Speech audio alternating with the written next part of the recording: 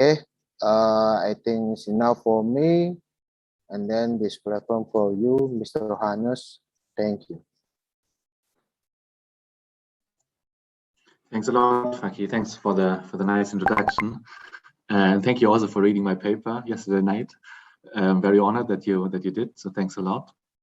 Again, it's the 5th day today, and I see familiar faces. So it's good to be back. Let me thank you again for inviting me. I really enjoy the time with you. That's great. As Faki said, I'm going to talk about democratic regression today, or democratic backsliding. Some call it autocratization.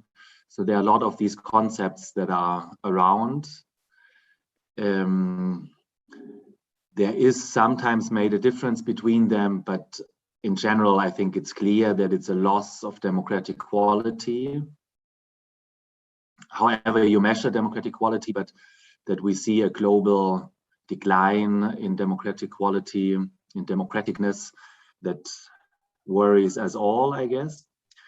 And I'm very curious to hear what's happening in Indonesia and how you assess the situation. So I'm not by no means an expert on Indonesian politics, so I would be very happy to discuss with you what's happening and why you think that in Indonesia you observe a global decline in democratic qualities. I would be very interested how you explain it. What I do in the lecture, and it will be around an hour, is that I give you an overview of the arguments that are out there.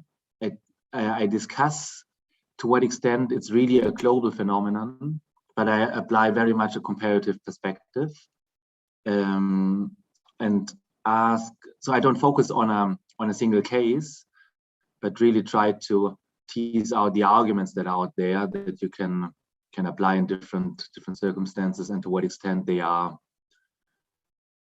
convincing or not. And then it would be up to you to also assess to what extent these explanations actually explain something for the Indonesian case. So I would be looking forward to this. Let me start sharing the screen.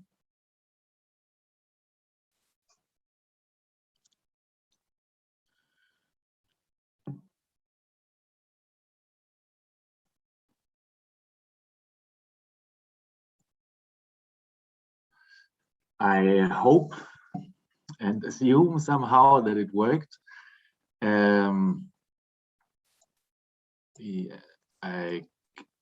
If it doesn't work, then just tell me. I just assume that it works. And similar to the last lectures, it's important for me that if you have a question, or if you want me to speak slower or be clearer in something that I said, then you can also interrupt me while I talk. So that's fine with me.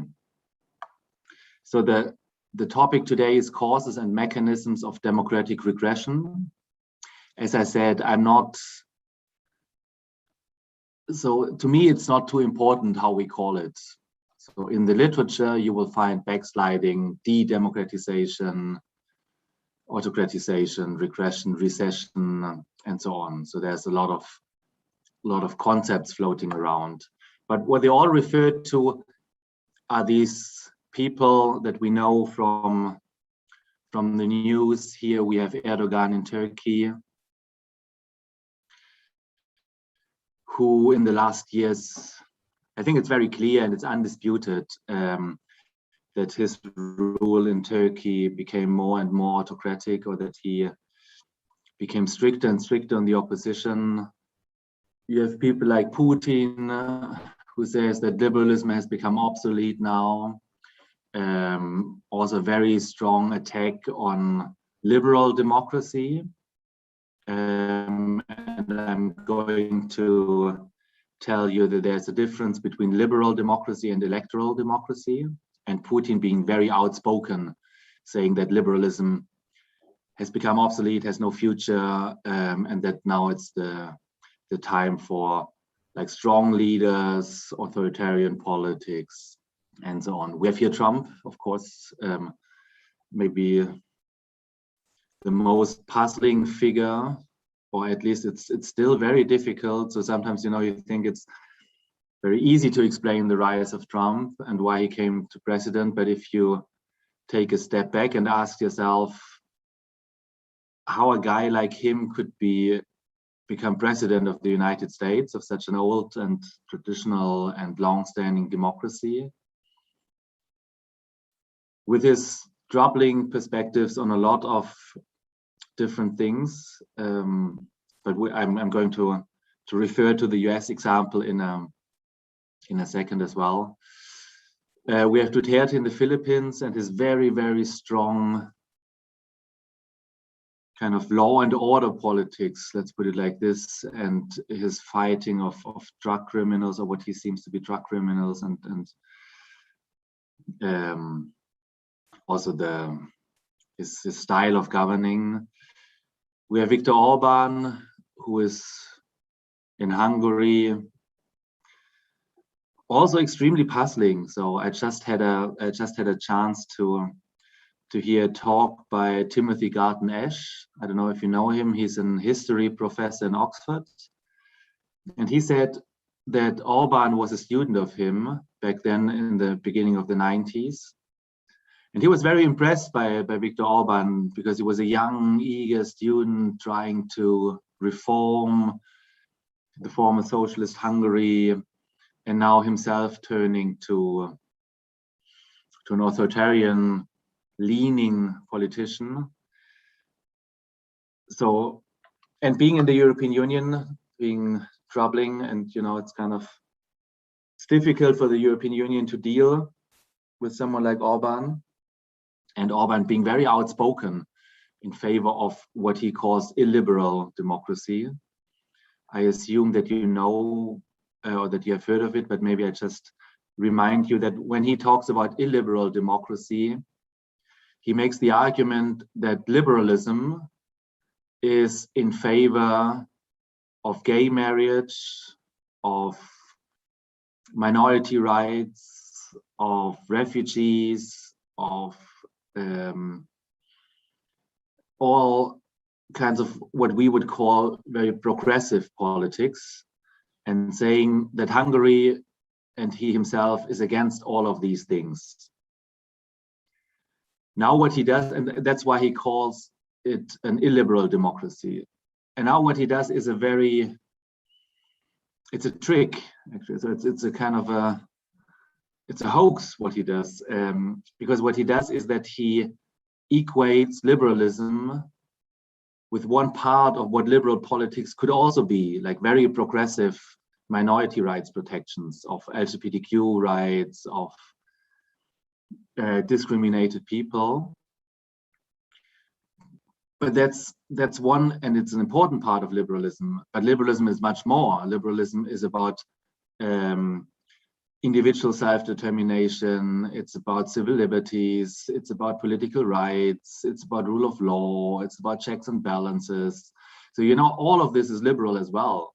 And what he does is that he picks one particularly controversial, I'd say controversial, at least for some parts in the population, also in Germany as well. So, and says that's liberalism and that's why we're illiberal, and kind of redefining what liberal is, and distancing himself from liberal democracy. And my idea is that he can't attack democracy. So what he does is actually that he attacks democracy, or he attacks the independence of the courts. So he puts all his friends and fellows into important court positions. And the independence of the judiciary is severely harmed. What he does is that he infringes upon the media system, that oppositional newspaper get closed and so on. So, you know, these are very clear-cut attacks on democracy, but as he can't attack democracy, he uses liberalism as a scapegoat.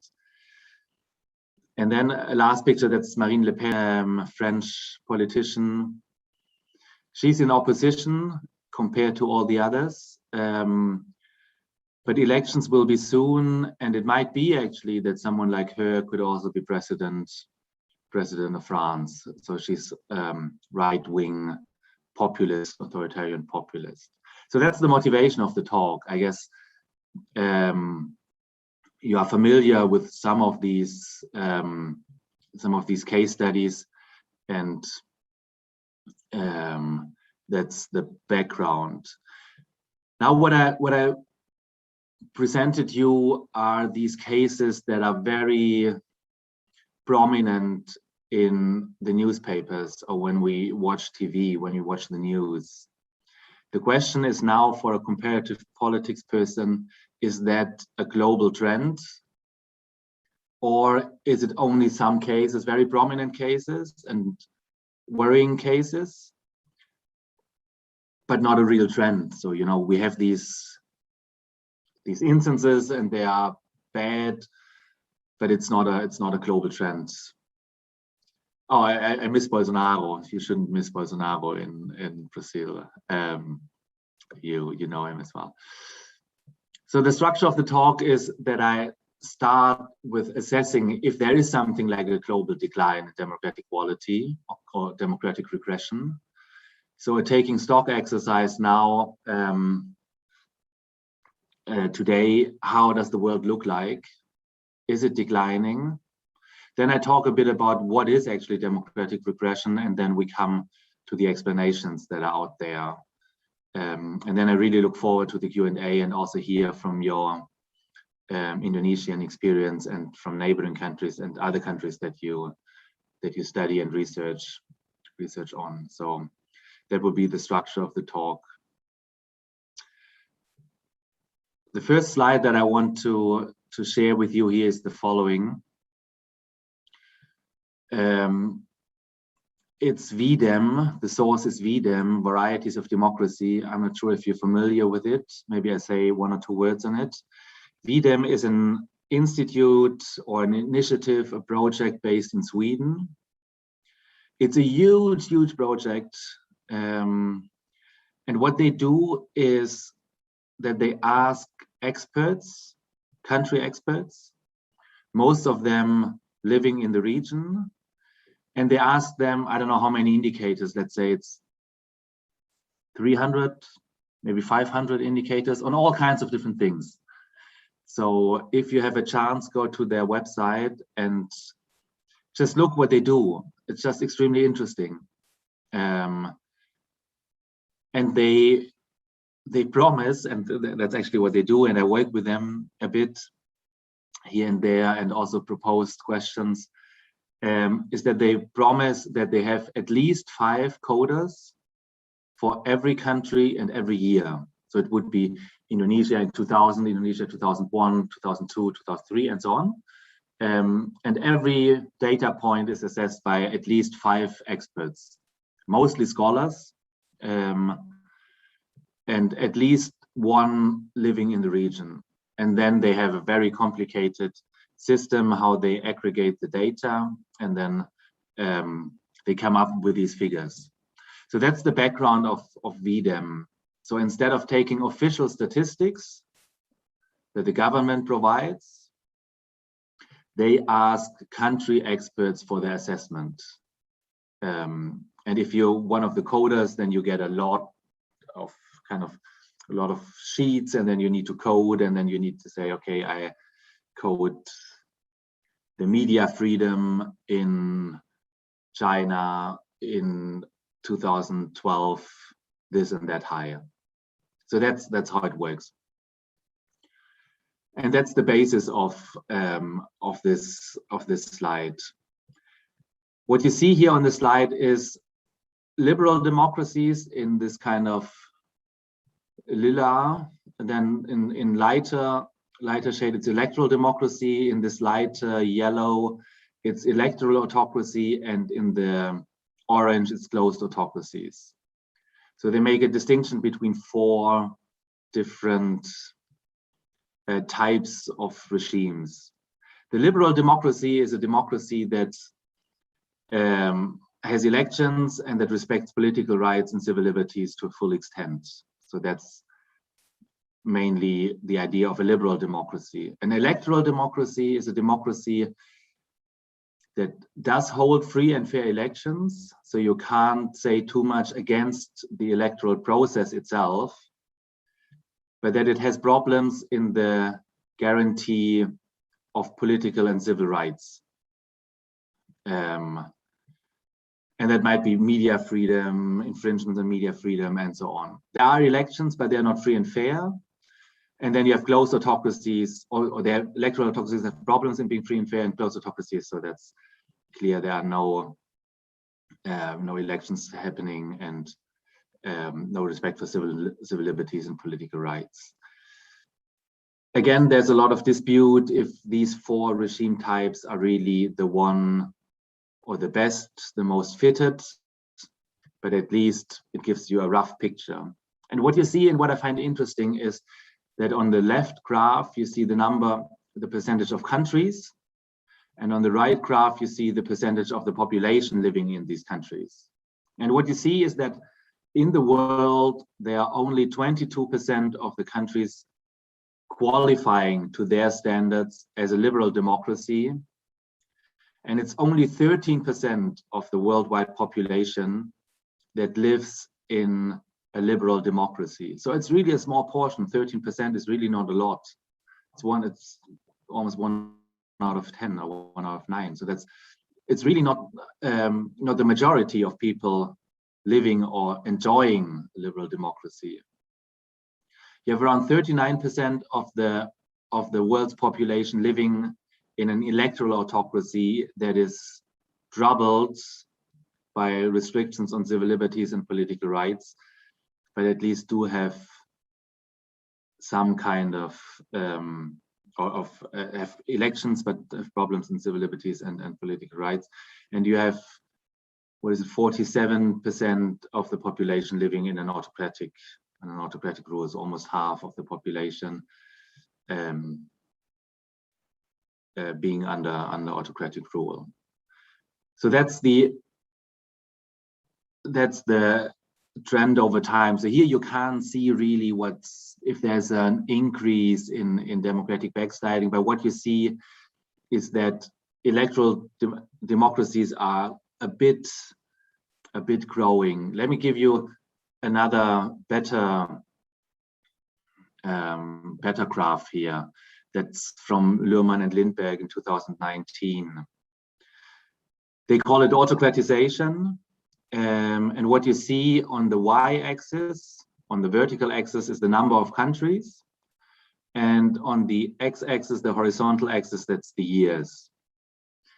And now if you're a student of democratization, it's almost impossible, I'd say, to not need to read Huntington about the 3 waves of democratizations. So that's something, it's really a classic in the field,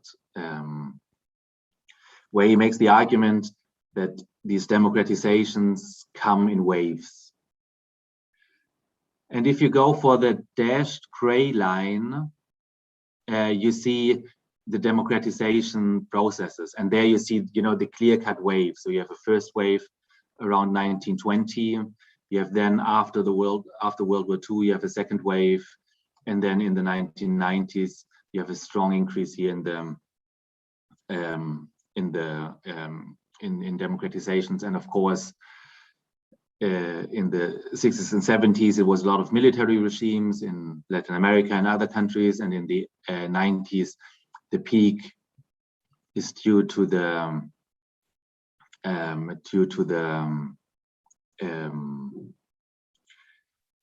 fall of the Soviet Union and what happens in Central and Eastern Europe. What is more important for us today is the autocratization. And if you look at the solid black line, so the thicker black line is ongoing autocratization, and the lower, the lighter one, the smaller one, solid one, is autocratization in former democracies. And what you see here is, say, from 2000, or maybe we start with 2010. You see this increase, a global increase in autocratizations happening all around the world. So in 2017, autocratization happens in around, what is it, like 27 countries worldwide. So it's a process in which democratic quality is declining. Now let me tell you, or let me talk you through a bit about the question of what autocratization is. Here again, you see these four distinctions between liberal democracy. Here it's called effective democracy, but it could be in VDEM it was more electoral democracy, and then you have electoral autocracy and closed autocracy. For quite a while, we've always been interested in democratization, so the process from closed autocracies to liberal democracies and the stepwise move from right to left, actually. And now we see in these countries worldwide that we have a process of autocratization. And Casani and Tomini, two Italian colleagues, they make the distinction between, is there any kind of political participation, or is there no political participation at all? So that would be the difference between a closed autocracy, so you have no say, no elections, and so on. Or is there something like elections that happened, but they are on an unlevel playing field? So that would be the distinction between electoral autocracy and closed autocracy. Then the question of public contestation in the second step, that's actually the most important step between an autocracy and a democracy. And that's a qualitative difference. And the qualitative difference is if you can have or if it's likely, or if there is a real chance that the elections will lead to a change in the government. So to what extent is the regime contested in its actual form? So in an electoral autocracy, you would hold elections, but it's clear that the incumbent will win this election. So there is no contestation about the election itself. So let's say that's Putin, Russia. So they do have elections, and the party of the president gets, I don't know, like 70% or something, but it's not really contested that he's going to win. Whereas in an electoral democracy, you do have a chance that the opposition will win. So that's public contestation, and that's the difference between an electoral democracy and an electoral autocracy. So to what extent there is some uncertainty. If you recall yesterday's talk, I made reference to the definition by Przeworski, who said that a democracy is a system in which parties lose elections. So democracy is really about losing, so that you enter a competition and you know that you might lose. And then in a democracy, you accept that you lose, but you trust in the fairness of the electoral process. And instead of revolting against the electoral outcome, you say, okay, it was a fair process, I had my fair chance, I lost. I do not revolt against the election results, because in the next round, in the next elections, I might win. So you trust in the fairness of the institution, and you accept that you lost. So that's the idea of a democracy, that it's a system in which parties lose elections. Usually we tend to define democracies as, the majority wins, but it's also important to say that the losers accept that they lost. And now the last step here in this conceptualization of autocratization that I really like. Also, if you are more interested in this topic, I really can recommend the book by Cassani and Tomini. It's a book from 2019. And I think the biggest strength of this book is that they deal with a lot of literature and that they bring together so many different things. So that's a big achievement, and I could really recommend you this, point you to this book. In the last step, I think it's called something like autocratization, or I would need to look it up, but if you Google Cassani Tomini 2019 autocratization, it's by Palgrave, a book, so you will definitely find it. And the last step between defective, they call it defective democracy, and not electoral democracy, but let's leave this aside for a moment, and liberal democracies is to what extent the executive is limited or not. So if they do not observe limitations and they could rule almost single-handedly, then or they're unconstrained by the judiciary, say, or unconstrained by the parliament, by other, the checks and balances not working, and you have a very strong executive dominance. That would be happening, say, in Orban's Hungary, where the judiciary has become politicized and not being neutral, not being kind of the checking instance. Then that's an electoral democracy, and liberal democracy is where you would have these checks and balances and the rule of law intact. So that's the idea of autocratization or democratic regression. So I jump a bit now. I recognize that I jump also a bit between these terms. So let me say that on an empirical level, most scholars would agree that there is something like a global decline in democratic regression, in democratic quality. You saw how autocratization is the stepwise conceptualization. And now the question is, of course, what explains it? What are the, what is out there to explain democratic regressions? And there are different ways of bringing order into these current explanations. And it's, the field is exploding. So everyone is worried about what's happening.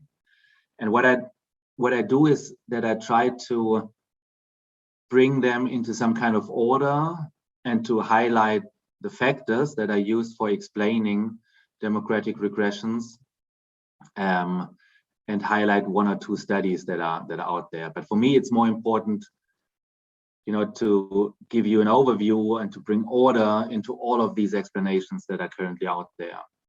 So the first one is socioeconomic explanations. So I think that's often referring to social inequality, income inequality, economic problems that are used by strong leaders to legitimate their rule. So saying, okay, we fix the economy and so on. It's also used in a sense that they try to make a clear distinction between the rich, the corrupt elites that are enriching themselves and others, and playing into this kind of resentment of working class people.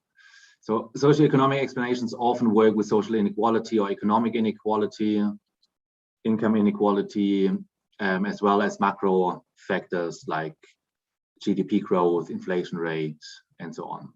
So if these are declining, the chances for democratic regressions are increasing. People fear, or people lose faith in a democracy. The more cultural explanations are the ones where you make a very strong distinction between the communitarians on the one hand, and a kind of of a liberal elite that is detached from the normal people. So the stereotype that is used is that this rich people, this class of people that travels a lot, that is highly educated, that lives in the cities, that has concerns, say, about climate change, about minority rights, about these kind of things. So, the very progressive elite versus the other communitarian that care for their home, are very local, do not travel, are very traditional, and have their stronghold, in the region. So, and this is by several authors called a new cleavage. So it's not the cleavage that we used to have beforehand, say between secular state and religious state, or between center periphery, or between, what was it, like class or something, the old cleavage by Lipset and Rockhahn that we used to have, but that it's kind of a cleavage that is on top of it, that distinguish between two broad camps, the communitarian and the progressive elites. And what is used then in the rhetorics of those people, these authoritarian populists like Orban and the like, and Trump and so on, is that they portray themselves against this progressive elite. So saying, that's a politician. So it's always against this class of politicians, this corrupt class of politicians, whereas they portray themselves as a man of the people, an ordinary person, and so on. And that's particularly for Trump, it's a bit ridiculous, him being so rich and so wealthy, and so to some extent also coming from such a rich family. So in German, there's a German saying that you have a golden spoon in your mouth. So that you have like the best starting chances that you could have. But what they do is that they portray themselves as among the, they know what the people think, and the slogan is always against the elite, but also often against foreigners, against migration, against influence of something that they perceive as threatening. So it's almost always they play this xenophobic card, that they refer to the foreigners, the migrants, as a threat to the national unity or the culture of the nation. These are cultural explanations.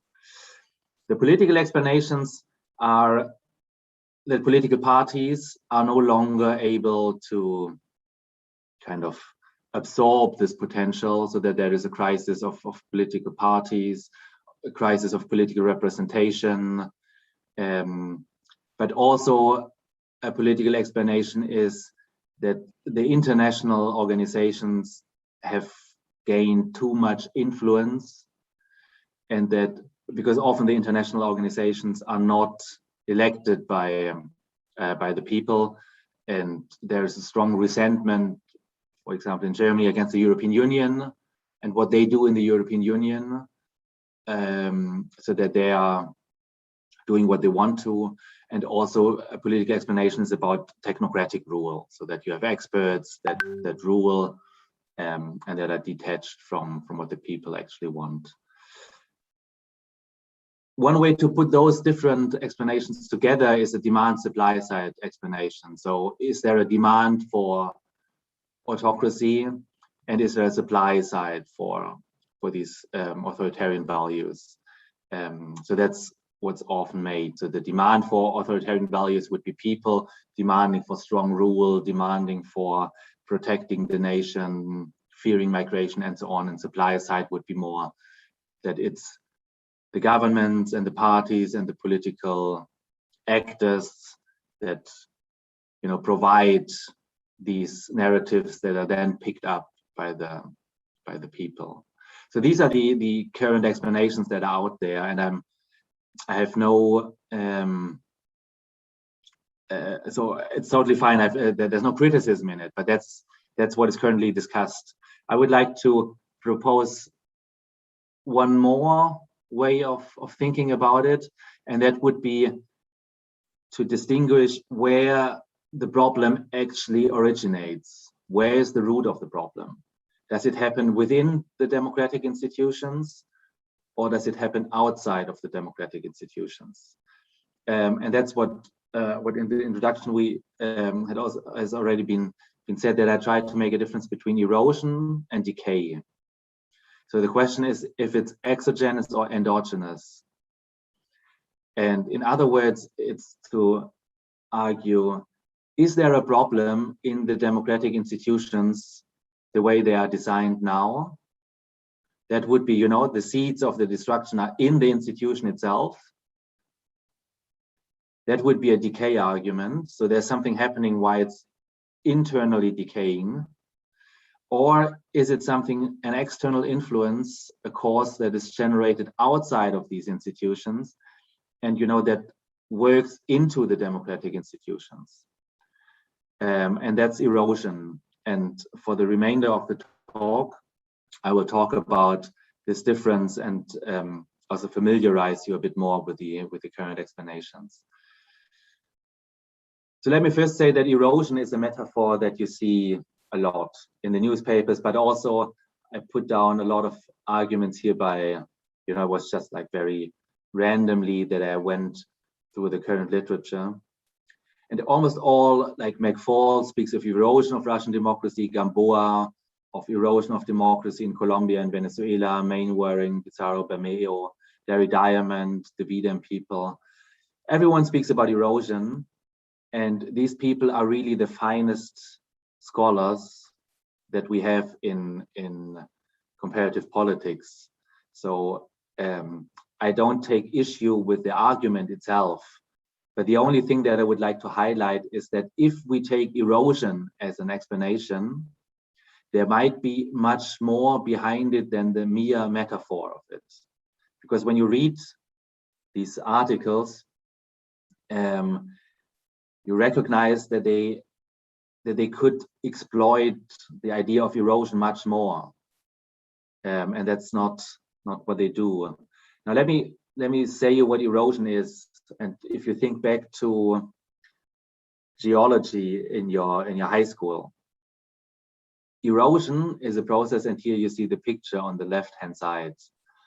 Erosion is something that either by wind or water, you have a substance. Here you have a kind of a rock, a stone, and you have wind that hits this rock, and you know that slowly, gradually blows away the substance, blows away the sand or the stone. Similar to water, if you have if you have a stone in the water and the water underwashes the stone, it gradually washes away the substance of the stone. The stone becomes smaller and then rounder and so on. So what happens in erosion is that you have a substance of something, the stone, and you have a force that is outside of the stone, and that hits the stone, the substance of the stone. In a similar way, an erosion argument for democratic regression is that you have a democratic institution, a set of democratic institutions, and you have an outside force, wind or water, hitting this democratic institution. So that's the erosion type of argument that we have. Let me talk first to the erosion arguments that are out there. So one argument is to say that Levitsky and Way, I don't know if you heard of their work. Levitsky and Way said something like democratization, so they talk about democratization, the opposite process, happens because of an international influence, and the international influence is divided by two things, by linkage and leverage. And the idea is that the closer autocratic regime is linked to a democratic regime due to economic trade, due to communication channels, due to mutual visits, due to tourism, and so on. So different things, how measuring how linked they are with each other. And the closer they are linked to each other, the better the leverage is for this democratic regime to democratize the autocratic one. So that's the idea of linkage and leverage. If an autocratic regime gets close to a democracy and gets very intertwined with it, then the democracy has a better leverage, better way to democratize it. And what you could do now for an erosion argument, and that has been done, is to turn this on your head, on its head, and to say the closer a democratic regime is to an autocratic one, it might be that the autocratic one exerts influence on the democratic one. And the examples, of course, are Russia in their neighborhood and China in their neighborhood. So that's an argument for linkage and leverage in terms of autocratizations. So that they, China, Russia, and maybe also Brazil to some extent, and so on, Turkey, that they autocratize their neighbors. So that's a very strategic argument, and I don't know if you buy it or if you don't buy it, but another argument is more about diffusion of values. And diffusion of values could also be unintentional. So, you know, kind of say authoritarian values originating in China on strongman rule.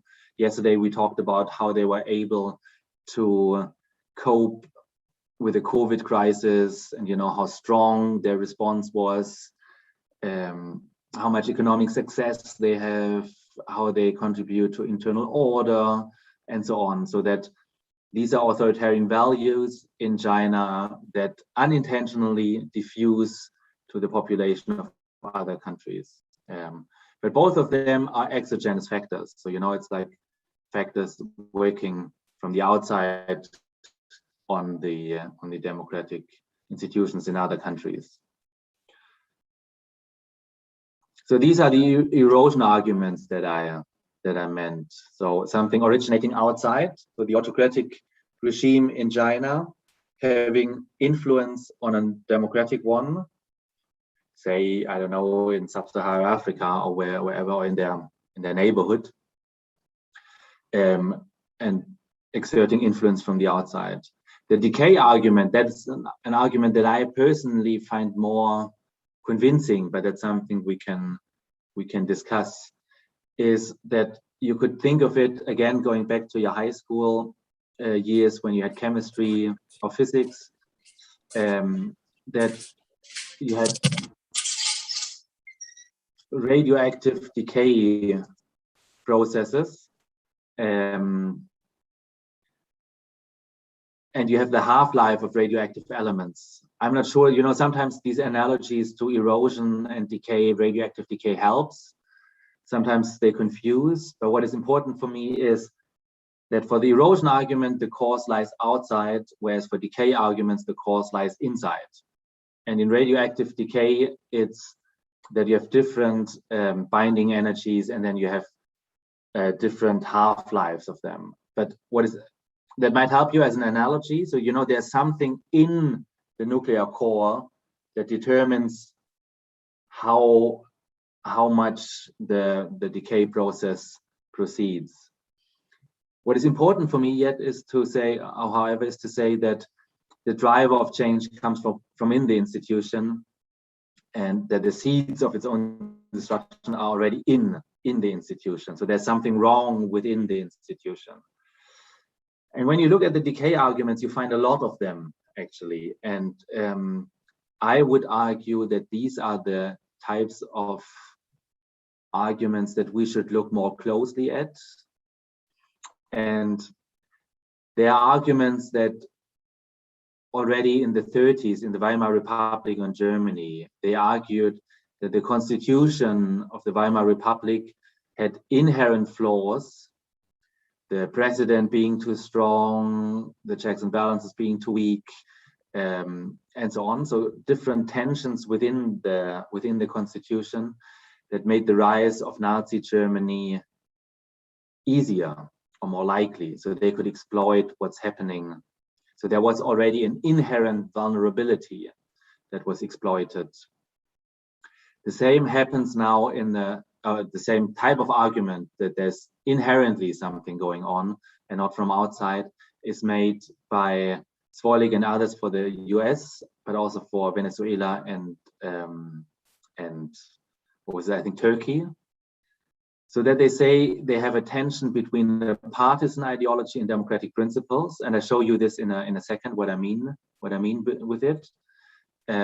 So Later and Uruguay working on Southeast Asia say again that there's some kind of tension within the institutional design, and then referring to vertical and horizontal accountability problems. All of them say that, you know, there's an inherent democratic vulnerability. So nothing from the outside happening, but it's happening within our core democratic institutions. So the first one on the constitution, the second one on the party system, and the third one on accountability mechanisms. Legalism arguments are out there, so that's saying that the judges are replaced by pro-government people, and we talked a bit about Levitsky-Sieblatt on rule compliance by key actors, and that's something that I referred to in previous talks. It's about accepting the loss, and particularly how you treat, so that's what Levitsky and Sieblatt take up from Linz, how you treat your political opponents. And that was troubling in the US as well, so that your political opponent is not viewed as a political opponent, a legitimate political opponent, but really as an enemy. And that you try to attack the oppositional candidate on a very personal basis and arguing that he has no legitimacy to run for office. So a very obvious example would be Trump in the previous campaign attacking Hillary Clinton and arguing that she should go to jail, so lock her up was the slogan. And that was troubling because she was not viewed as a legitimate political opponent, but really as an enemy. But again, you know, that happens within these competitions, nothing from the outside in the sense. I would like to end with this argument by Zwolig and Graham, and what they did for the US, Venezuela, and Turkey was an extremely interesting experiment that tells you how polarized and how troubling the situation in the US is, but also in Venezuela and Turkey. So these were the experiments, what they did. And now what they did was, and that's what you see here, it's a candidate choice selection. They randomly choose people and asked them, gave them this information that you see now on the screen as well, and asked them first, you know, for their own like education and background and income, and also their preference, their vote preference, if they are more Democrats or more Democrats or more Republicans, and gave them these two candidates and saying in the end, which candidate do you prefer? So on the bottom. So the kind of very basic information. And it's a brilliant study because what they did is that they were interested to what extent a follower of the Democratic Party compared to a follower of the Republican Party would vote for their candidates, and that was obvious. So if you are if you say that you would most likely vote for a Democrat, then you would vote for the Democratic candidate and Republican for the Republican. So that was obvious, and that happened. So that was clear. But what they did is that they put this here in. I don't know if you saw it while reading. What they said is that they smuggled in this experiment a very anti-democratic component. So the position here of candidate 2 was that this candidate 2 supports the proposal to reduce the number of polling stations in areas that support Republicans. So that's a very anti-democratic means to suppress voter participation. So what it says, that the Democratic candidate would like to reduce the number of polling stations in an area where Republicans vote, saying that, and it's obviously the idea is clear. So you want that there are not so many Republicans voting, and they did the same. So in this experimental setting, there was random if you got if this anti-democratic means this voter suppression was on the Democratic or the Republican candidate. And what happens in this, and what is the significant result of this experiment is that Democrats, when they see party supporters of the Democratic Party, when they see that their Democratic candidate does something undemocratic, voter suppression, then they would not vote for him, despite the fact that they are close in partisan interests. Whereas the Republicans value partisan interests higher than democratic principles. And that's really troubling. So if you as a Republican vote for your Republican Party, even if they do some kind of voter suppression measures, and they ask for other gerrymandering and other kind of undemocratic means, and if you value partisan interests over democratic principles, then I think we're in trouble. And that's something that they showed for the US, for the Republican Party for the US, but also for Venezuela, for people supporting Chavez and for people supporting Erdogan, that they put the partisan interests over principles of free and fair elections. Okay, so let me conclude. And now I talked for it's like an hour now, so I'm good in time. What I wanted to convey today is, when you think back of the first slides, that there is a global trend in democratic regression. You see the numbers rising if you think back of this slide. So there's autocratization ongoing in a lot of countries, and it's not only the very prominent ones that I showed at the very beginning, but there is a global trend. Now the question is always how strong this trend is going to be, or how it develops. But as of now, we see a trend. We see that there are different explanations for it, and I made the case that we could also think of endogenous versus exogenous one. So if it's inside the institutions or if it's outside the institution. And that's not only done for the sake of putting a new distinction out there, but it's really done for the sake of analytical precision. Because if you say it's happening within the institution, then you really need to dig deeper in what happens in the institution itself. So, and if you think it's outside of the institutions, then that's the place to search for. So you need to be precise in where is the cause actually originating, where's the root of the cause, and that might inform also our advice to political praxis, our policy advice to our governments. But let me end with one way ahead, where I think that there is some research done now, but it would be much more to be picked up now, is research not only on explaining why democratic regression happens. So as I said, there are I don't know how many studies out there, and it's extremely difficult keep up to date. It's almost like almost like a business in explaining these regressions, these autocratizations. But what is less out there is how democracies could actually defend themselves.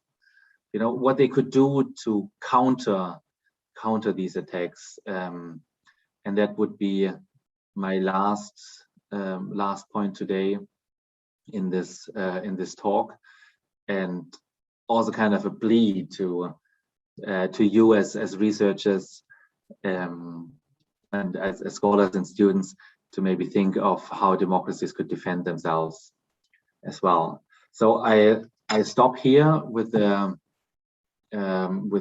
input and really look forward to the questions that you have. So thanks a lot for listening, and happy to take questions. But also if you just would like to comment on the situation, so I don't need to answer, and I don't feel really competent in answering what's happening in Indonesia, but I would be just happy to engage in a discussion. So thanks a lot for your attention. Thank you. Yeah, thank you, Mr. Johannes, for the interesting presentation of the democratic regression. And now is the Q&A section. For someone who would to ask to Mr. Johannes, can raise your hand and then or maybe drop the comment in the message section. Okay, there is 2 participation raise their hand. We need 3 for the first section.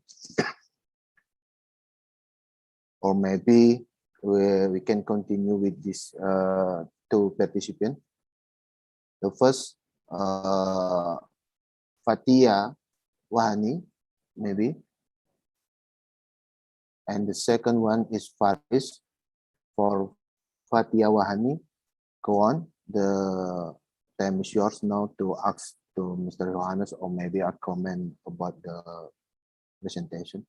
Go. Okay, thank you so much, Mr. Faki, for the opportunity, and thank you as well for Mr. Johannes for the clear explanation.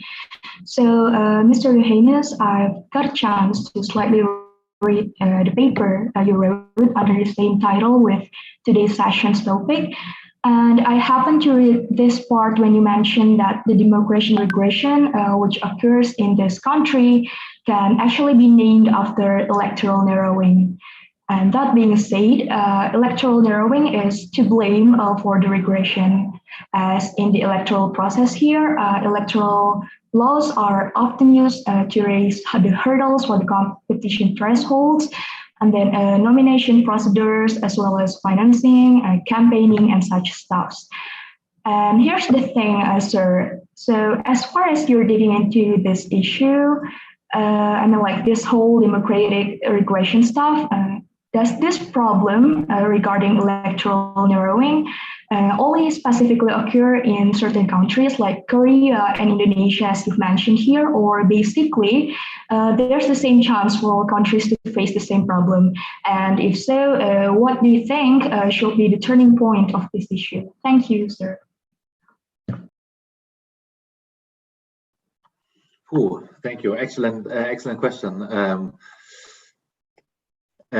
But very difficult to answer. So if you had asked me these questions some time ago, I would have been very confident to say that the electoral laws in established democracies are very solid, and that they are very difficult to turn. And you rightly note that there are different ways how you could influence or manipulate elections. So the electoral narrowing that you referred to, the nominations, campaigning, financing, access to media as well, to what extent this is fair to all parties, and so on. So some years ago, I would have been much more optimistic that in established democracies, you would not see these kind of things happening, so that these institutions are very solid and robust and strong, and so that's not happening. This kind of this electoral narrowing and this bending of the electoral laws is not happening. But now I'm a bit more cautious. So in the European Union, we have two countries, mostly like a bit more, but Poland and Hungary are two countries where you thought for a long while, that they're really on this path towards consolidation. So usually you make the difference between young democracies or and more mature, more consolidated democracies and so on. So and now it's 30 years after they democratized. And what you see in these countries is that both had kind of really worrying phenomena happening. So on the one hand is the judiciary, but also the media system. If there are elections, then there is no fair representation in the media of all opposition parties. What they discuss now in Hungary is that all opposition parties unite against Orban, so that they do not run on their own tickets, but that they join forces and run against Orban in the next elections. The mayor of Budapest being the candidate that is now said that he will have the best chances to be the candidate of the opposition. But this opposition ranges from left to right. So the only thing that unites them is that they're against Orban, and they do not run for themselves, as kind of they are kind of, say, the Liberal Party, the Social Democratic Party, the Communist Party, on all kinds of things. They do not run on their own ticket, but they join forces. And that's troubling, I'd say. But that also shows how much the electoral laws are in favor of the incumbent, so that they think that's the only chance to overthrow Orban. So the bending of electoral laws, so it seems to happen more often in younger democracies. I think that's clear, because the behavioral patterns are not as institutionalized as in other countries. The examples that you mentioned, although I don't know, it's always a bit. I always feel a bit uneasy with these arguments about young and mature democracies and the one learning from the other. So that's always implying a kind of hierarchy or a kind of know it better attitude. But the chances are usually lower in consolidated democracies that they have this electoral narrowing, but still it happens. So and the Hungary case being now really the most prominent one here in Europe. Does this answer your question? Okay, I guess now everything makes a good sense. Thank you, sir. Cool, thank you. Okay, Faiz, maybe? Go on, Faiz. Yes, sir. Hello. I'm very sorry I keep asking for the past 5 days, but your explanation has been very, very insightful. So yeah, I would like to ask about the justification of democratic backsliding, because democratic backsliding is surely harmful to the civil rights and liberties of citizens. But again, I would like to contextualize my question to the pandemic of COVID-19, because I plan to write my final thesis regarding this. So maybe I can get some insight from you, sir. Similar to my question to yesterday, I argued that there has been a rise of authoritarianism in the middle of COVID-19 because of a few reasons like sentiments and demagoguery. My question then is, do you think it's justified for governments to sacrifice democracy and experience a democratic backslide and shift into a much more authoritarian rule for the sake of solving COVID-19 pandemic and creating authoritarian and non-democratic policies. Because I personally believe in autocracies, as much as I hate them. I believe centralization of power allows a much more decisive action and much more stronger and restrictive policy that is effective in trying to combat COVID-19. But if we compare this to democracies, maybe democracies are able to offer conspicuous and transparent information, but the decentralization means that there will be a lack of response or a slower response to COVID-19. So do you think this sacrifice of democracy is justified in trying to combat COVID-19? Maybe that'll be my question. Thank you very much. Yeah, Faiz, thanks a lot for the question again, and again a very interesting, intriguing question that you posed. So thank you for your continued questions in this regard.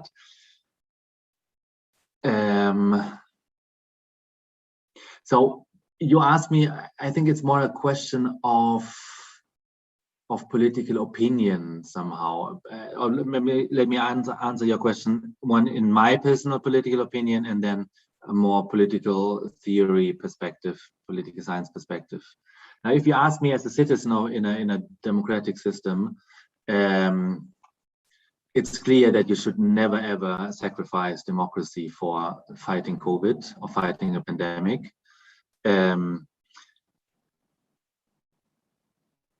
And I don't see the link too much actually why you should, because the democratic principles are, now it depends a bit how you define democratic principles, and now I come back more to the political theory part of it, of my answer.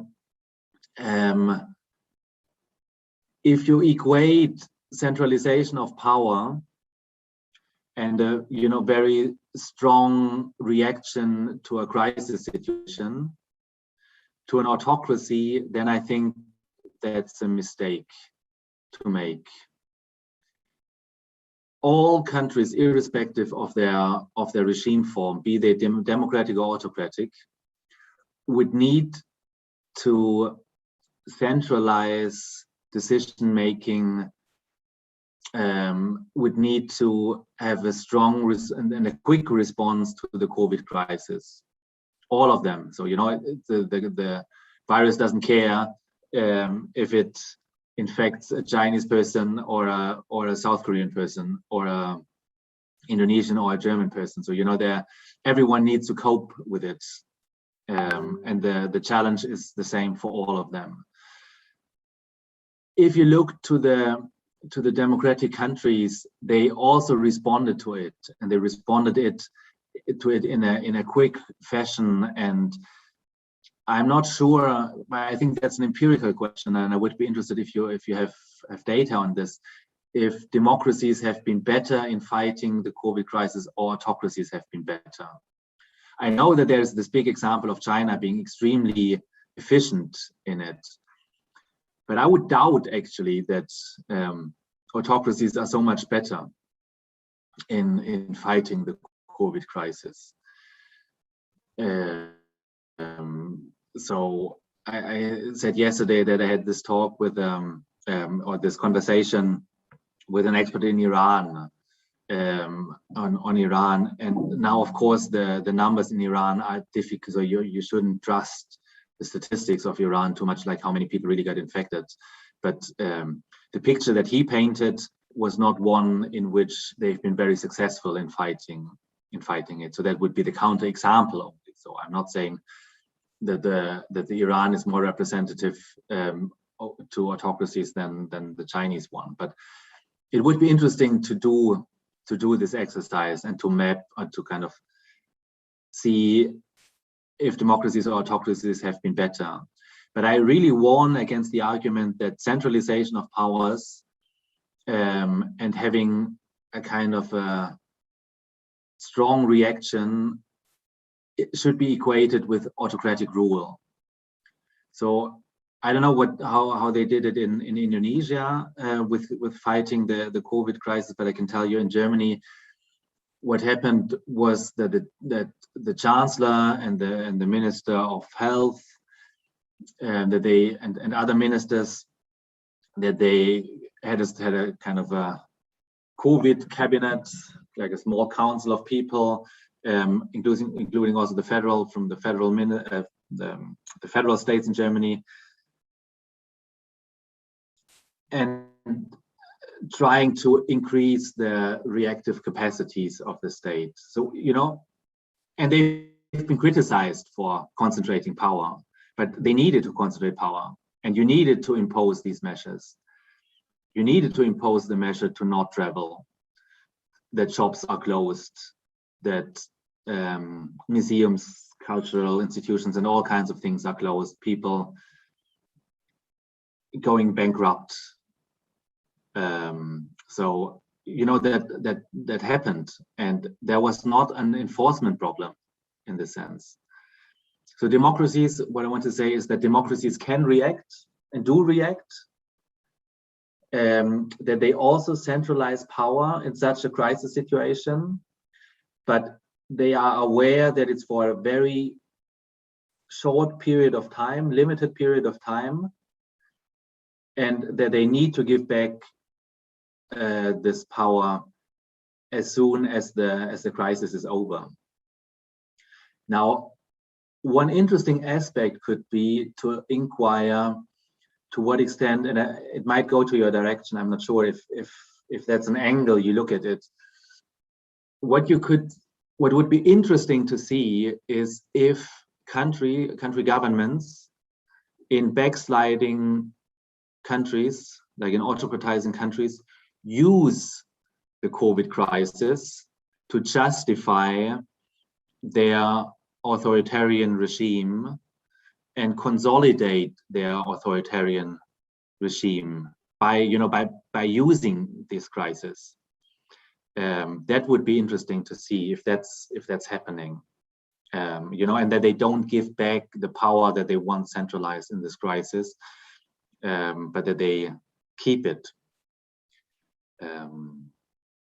I could imagine that this happens. I would need to think now of cases, but I think that would be an interesting angle to look at it, and maybe it would be also interesting for you in your when you work on your thesis. How much they make use of the crisis to justify their restrictions of civil liberties, and then after the crisis is over, do not give them back, but that it's a catalyst, that it's kind of making this process faster.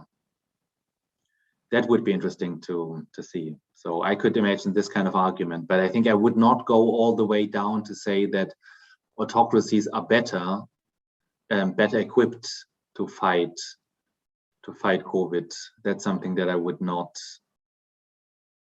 do, because also the long term, how much are these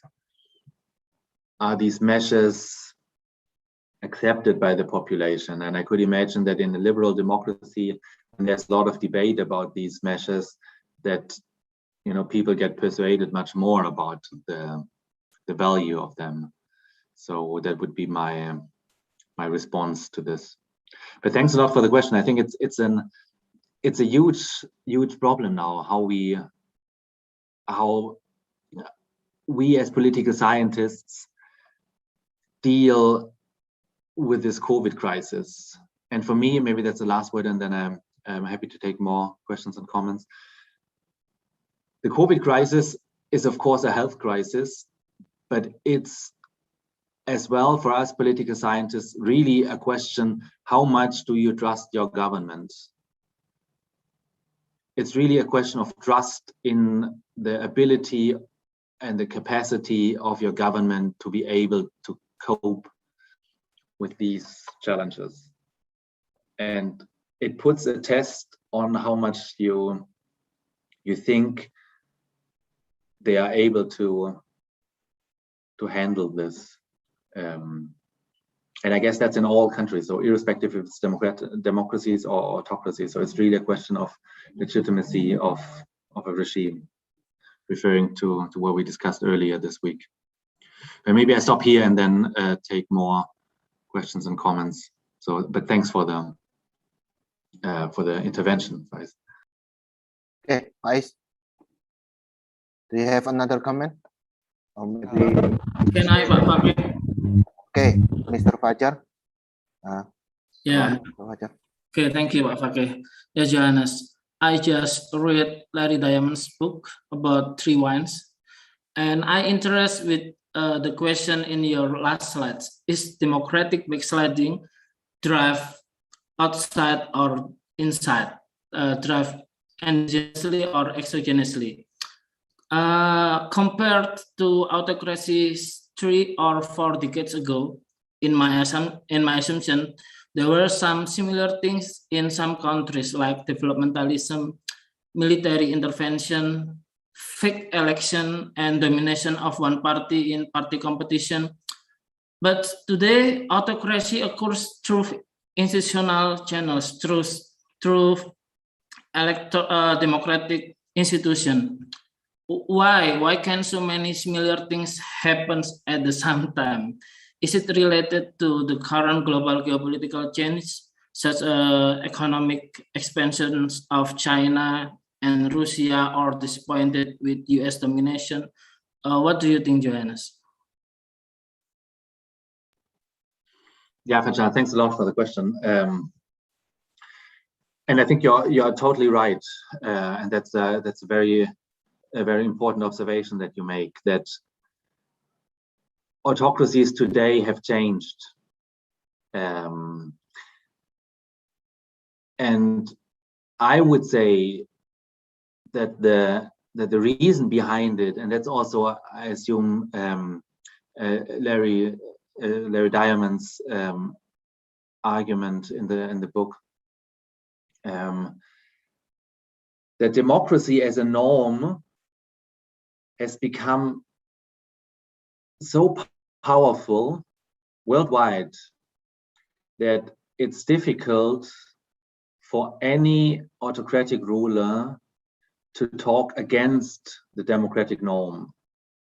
So there are these world value surveys, and you might criticize the world value surveys and say, okay, it's biased, and there might be problems with the world value survey. So I'm not saying that it's the best and the single best source, but actually it's a source that tries to ask people in all countries worldwide what they think about certain political issues. And one question that they ask is, to what extent democracy is the best system, or you favor democracy? And it's about, I think I would need to look it up, but I just recently read it, that it's above 80% of all people worldwide in a representative poll saying that democracy is the norm, the best system out there. So if it's over 80% supporting democracy, then that's a very powerful norm. So there's no other norm out there that is so powerful, then that is so much shared. Now the question, of course, is that people understand democracy in different terms. So if you ask in a village in China what they, or in Russia, or I don't know where else, what they actually think of democracy, what their definition of democracy is, that might differ from someone in I don't know, Switzerland or Sweden or in the US or so. So, people understand democracy in different ways. I'm not saying that they all agree on what a democracy is. Some people might say, or would be totally fine to say, a democracy and a strong leader that is not bound to the parliament, that could decide on its own, is compatible with a democratic regime. Someone in Sweden would say that's not a democracy any longer. But what is important is that people believe in the norm of democracy. And now, given that democracy is such a strong norm that everyone refers to, I think that the autocratic regimes now, the governments of these autocratic regimes now know about this, and they can't do otherwise than justify their rule to democratic democratic norms, but they just use the word actually. And these democratic institutions that are out there, elections and parliaments and so on, that you referred to, often are, so they have different functions, but one important function is also really to signal that we do hold elections, we are democratic, but there is no way of overturning the government, but still we do hold elections and we are democratically legitimated. So I think that's a very kind of a smart move actually, or that's a necessary move of autocratic leaders, that they need to refer to democratic norms, democratic elections in particular. Now, there are other arguments for these democratic institutions, particularly elections, is that elections are like a monitoring system. So that's a more strategic tool in the hands of autocratic leaders.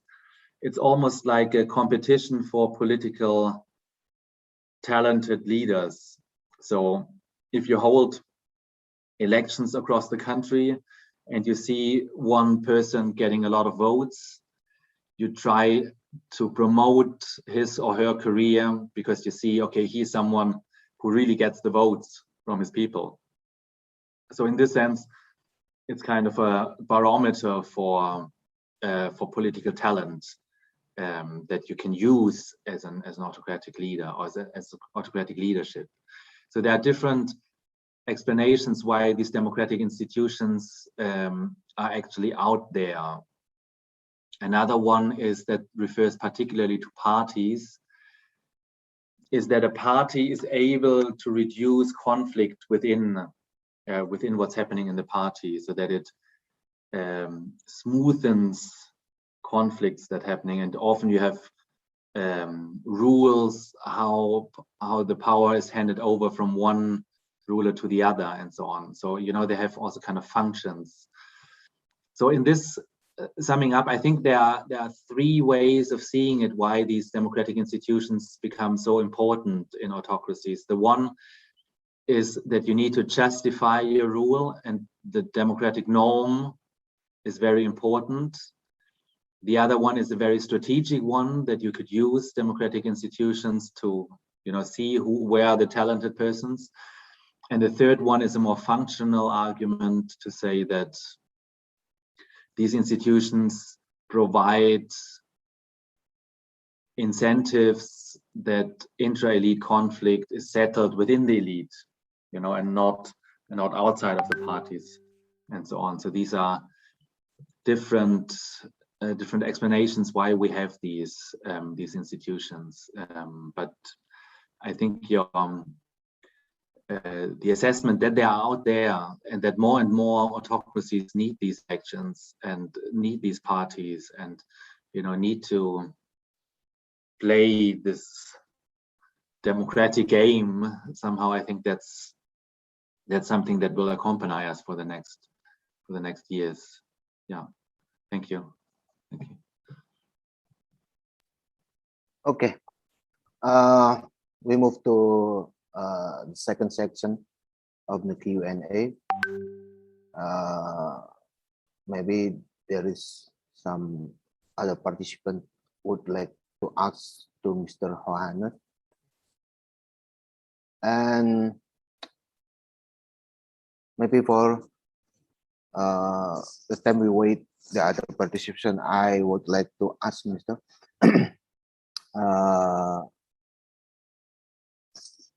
I'm wondering about the system of a vector in the democracy, because sometimes we know that our democratization is really not clearance enough the class regime about autocracy or maybe other regime that changed by democracy. Is really there is a backdoor that the regime have placed weight to somehow and then sometime they would take off the control over the democracy, or maybe we know now it's called the democratic regression, or maybe democratic backsliding, or some other auto-criticization and so on. I don't know. Maybe Mr. Johannes, this question, this little question, what you like to ask to answer from? Thanks, Mr. Faki. It's an excellent question. And what we see, actually, what happens. So I could also recommend the paper by Svolik that I referred to in the text, or in the presentation. It's an article in Journal of Democracy 2019, which says like polarizations versus democracy. And at the beginning, he talks about how it has changed over time, the type by which the democracies fell. And what he says is that usually when democracies fell, it was often a military coup. So military stepping in and taking the power from the democratic regime. Mostly those military regimes come to power, have a television speech where they say, we come back to install the economy or to bring back order and so on. So that was the usual way how a democracy used to fall in the 70s and 80s and so on. So a military intervening. What we see now much more is that it's an executive takeover, that a government that is democratically elected, like the Orban example or other examples, that is democratically elected, amasses power over time. So it's not the military any longer intervening, but that the rise or that the percentage of those executive takeovers is growing. And that's a new trend, and that's also a very endogenous trend, actually. So you have a government that comes to power and then begins to dismantle the opposition, begins to concentrate power in the judiciary, begins to bend the laws in their favor, and takes over the government, or like it takes over power for an authoritarian government. And that's something that has been there before, but the number has been rising a lot in last years. And that's a new form. And actually that's even more troubling and even more difficult, and it makes it even more difficult for a democracy to defend itself. You know, when you think back what I said at the end of the talk, I really think that we need more research on how democracies could defend themselves. Now, if you have someone being democratically elected and then using democracy to subvert it, actually, then it's difficult for a democracy to defend itself. So, you know, it's just a very difficult task. But that's so important, actually, to think of it. How could, in concrete terms, the Hungarian democracy or even the Indonesian democracy, and I would be interested how you think of it, how could the Indonesian democracy defend itself against attempts of its leadership to amass power, to concentrate power? So that's extremely difficult. So yes, it's really extremely difficult because when we eliminate other people that maybe can hurt a democracy, it's really not democratic anymore in our country, and they use democratic way to take a rule and then to take a control over the country, and that's really need deep research, and I would like to join with some opportunity maybe. Yeah. Maybe I could add something, because usually the answer would be you have very strong courts, constitutional courts. So the rule of law being, the last bulwark against this autocratization. So you have the constitutional rulings that something is unconstitutional that has been done. But now these authoritarian populists are smart, and they know that the first thing that they usually do is to undermine the independence of the judiciary. And they put laws in place where independent judges need to retire, where they were moved to other places. There are laws, or there are kind of new positions created. They are very tricky in the way how they undermine the rule of law, and that's what autocratic legalism is about. So that they use the law and they use the courts and attack the independence of the courts. That's usually the very, very first step. And the second step is then attacking the media, the independence of the media. And it's almost kind of a playbook for authoritarian populists. And that makes it extremely difficult. So these are the two, the media and the constitutional courts, the judiciary itself, are usually the two rather neutral instances that try to block the concentration of power. But these are also the first that are attacked in very smart ways, and that makes it so difficult for democracies to defend themselves. Yes, that's a really interesting discussion about our way to define the democracy. And I see Miss Juwita raise her hand. Yes. Yeah, Miss Juwita, go on. Okay. Sorry, Johannes, because of a connection problem, I must turn off my camera. So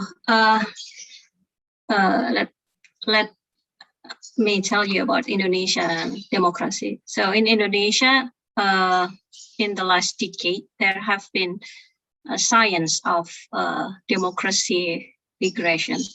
I haven't read the FIDEM version of Democracy Index, but Economics Intelligence Unit data shows that Indonesia Democracy Index is currently the lowest in the last 14 years. The Indonesian government itself measures the Democracy Index through the Central Bureau of Statistics.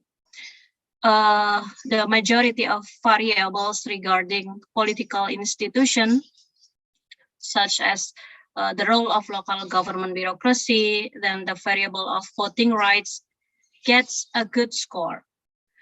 However, the variables of free and fair election and the variable of freedom of expressions have decreased in recent years. Allow me to explain more about Indonesian democracy. So during the Jokowi era since 2040, under the multi-party system, slowly the coalition between political parties is strengthened. And on the other hand, of course, the oppositions are weakened. And from policy perspective, the policies which produced by the government lately are full of pros and cons. There's so many problems with the law. And I think there are two policies that might be important for me to highlight. The first is electronic information and transaction law. Electronic information and transaction law that threatens freedom of expression. Several people have been imprisoned under this law, including journalists who reported the corruption. The second policy is Cipta Kerja Law. I don't know. Maybe in English we can say Undang-Undang Cipta Kerja as create work law, maybe. Essentially, this law facilitates investment for economic growth.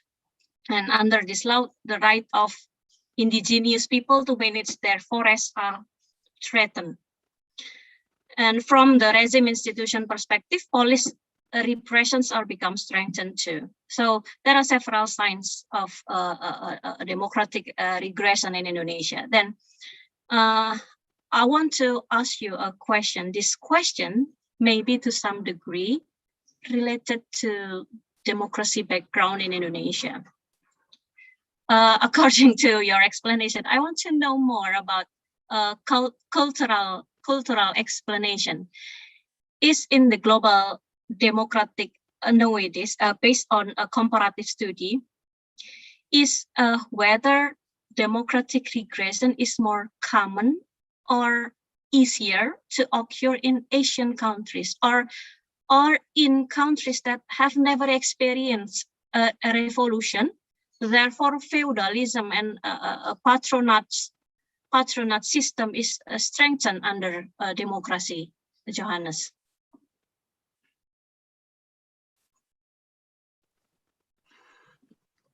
Yeah, Jovita, thanks a lot. So really excellent points, and I'm very happy that you explained the Indonesian situation to me.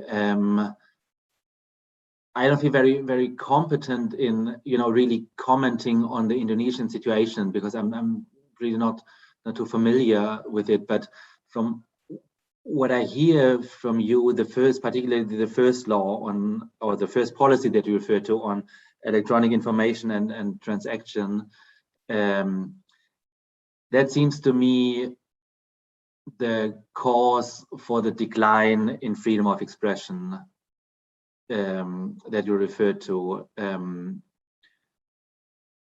Is that correct? I assume maybe there are other measures that the freedom of expressions are undermined, and that the situation gets worse and worse. And when you refer to journalists being imprisoned due to this law, then this would indicate for me, as a more comparative scholar and not being familiar with the Indonesian system, this would explain to me that why you have this backsliding happening. So, and as I said, so the media is often one of the first targets, and this law on electronic information seems to me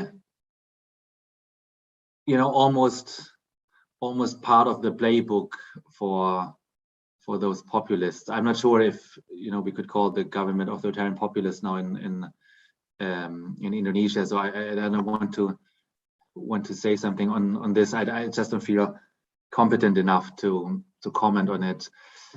Regarding the second policy on economic growth and indigenous people suffering from it, and kind of leading to a decline of human rights and human rights situation, political rights and civil liberties. It's, from a comparative perspective, often something that you see, that for the sake of economic development, other things are sacrificed, and that's a very common justification that you see, so that for the economy to grow and the economy first, and these kind of slogans. So that seems to me fitting to this. Now, you asked about the cultural explanation, and the cultural explanation is one in which you divide society into two camps and playing out the one against the other. And that's what is done by authoritarian populists. So you say, on the one hand, there is this elite that is corrupt, that does not know what normal people think, that is international, that has a good education, that is often often attached to a certain mindset of kind of openness and tolerance and so on. So that's the one group, and the other group is the more locally oriented and more traditional, and in the words of these authoritarian populists, the normal people somehow, that's what the image that they want to convey, and they portray themselves as a normal person who fights against this elite, this political elite. So it's always against those people up there. They don't know what real life is, and we must be strong against them, and we must install national pride again, and so on. So that's the justification that they have. So it's based on a dichotomization of society and a caricature image, of course, of a progressive elite that serves as the perfect scapegoat for all kinds of things.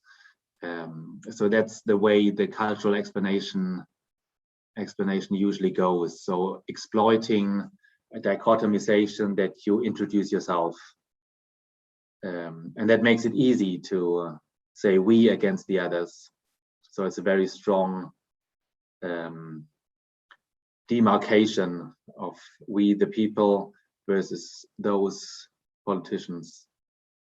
And play on the mistrust of people, and kind of exploit a skepticism that people might have against politics, and play into this resentment against the political, and that's extremely difficult, and it's a slippery slope. So now, in coming back to what Fai said about the COVID crisis, becomes even more difficult. So if it's mingled now with the oppressive state denying liberal rights, and now it's almost like a slogan of those people that deny the severity of the crisis, say that Germany has become a dictatorship now, which is ridiculous, of course, but still, it's something that the authoritarian populists in Germany, that they play with, that they do not say this is complete nonsense, but that they play with this resentment, and that they play with this kind of skepticism and mistrust against politics. And maybe that's why I say that this crisis today is really a test of trust in our institutions, or kind of a litmus test for our institutions. Yeah, Jovita, I'm not sure if I covered the points that you wanted me to talk to. If there's something that you would like to ask, please. Okay, yeah. So cultural explanation is not about whether democracy is compatible with people habits, like which is people habits is related maybe with patronage system. Yeah. No, it means more the political culture. So maybe I should call it the political cultural explanation.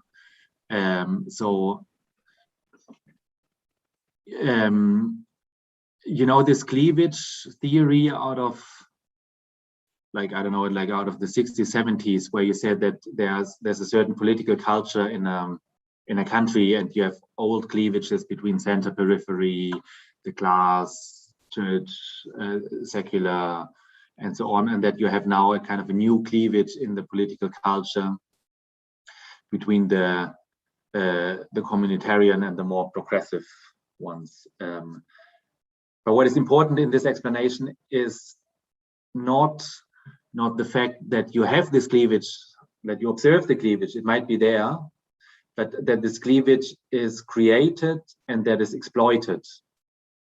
by those authoritarian populists. So that, you know, they dichotomize society into the normal people and the detached elite, and exploit this cleavage that they created themselves. So it's not about like cultural variables in the way you just said now. So it's more this political culture of a political community. So okay, I think it's clear enough. Okay, does it make sense? Yeah. Okay. So maybe I should. Yeah, but I think you're right. It's a bit misleading to say it's cultural explanation, because it's more the political cultural explanation. Oh, okay. Political cultural explanation. Yeah, I think it's better to frame it this way, I think. But thanks for the clarification. I think I should have been clearer here. Okay. Thank you. Okay, thank you. Thank you, Ms. Juwita, and then thank you, Mr. Johannes. Maybe this is the last question from Mr. Juwita to close this Q&A section, and we move the last section, the last statement, closing remark from you, Mr. Johannes, and then we close this interesting class today. Thank you. Yeah, thanks a lot. I think I'm not. I don't want to give a summary of our discussions, but again, it has been very stimulating, very interesting to me. So it's just great to be with you and to discuss these things with you. Very happy to be and learn from you, and so that's great. I thank you for joining. Thank you for participating. Thank you for raising questions, but also, of course, for listening and thinking while we talk about these topics. I fear a bit that this topic of democratic regression is something that is with us in the next years to come.